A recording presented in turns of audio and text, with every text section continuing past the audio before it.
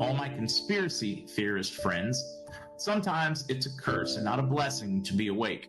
In my over 45 years of behind-the-scenes invisible intelligence work, I feel compelled to share the following for your consideration.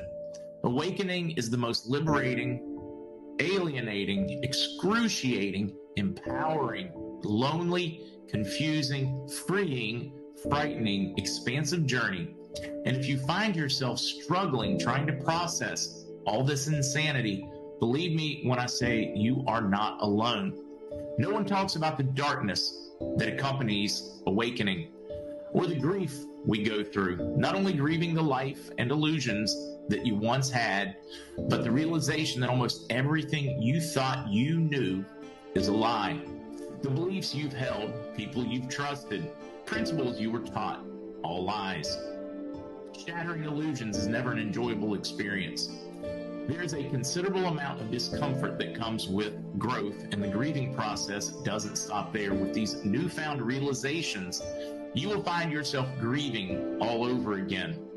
Grieving the loss of many relationships with people who just don't get it. Feeling alone, being ridiculed and shamed, not only by the masses, but for many of you, your very own family and friends too. Feeling like you no longer have much in common with the people you're surrounded by. Struggling with carrying on bullshit, shallow conversations that lack substance with those who are still fast asleep. Even feeling disconnected from your entire support system because they can't see what you see. Some even grieve the loss of their ignorance because ignorance is bliss and reality is harsh. Awakening can be a lonely road, and you will often find yourself journeying alone. There's no way to sugarcoat it. Awakening to the realities of this world is brutal. It will have you running through the entire gamut of human emotions.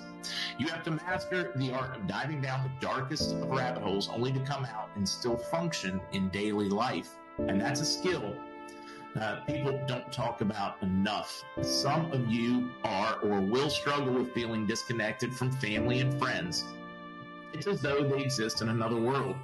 Please know you are not alone. And not only are you not alone, you have an entire group of like-minded folks standing with you. You may be separate, we may be separated by miles, but we are deeply connected in mind, purpose, and spirit. God loves you, and so do I.